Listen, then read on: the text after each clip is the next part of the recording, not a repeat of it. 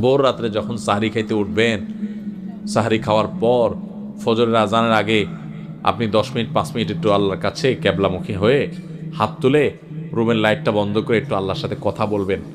মানুষের সাথে বহুত কথা বলছেন, আল্লাহর সাথে একটু কথা বলে দেখেন। আল্লাহর সাথে কথা বলার স্বাদ আছে ভাই, অনেকে জীবনে একবারও এই স্বাদ পান নাই।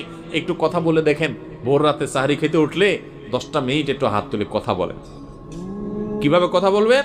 কথা বলবেন এইভাবে, ও আল্লাহ, কত গুনাহ আমি করেছি, কত পাপাচার আমি করেছি, মরতে আমার হবে, তোমার কাছে যাওয়া আমার লাগবে আল্লাহ।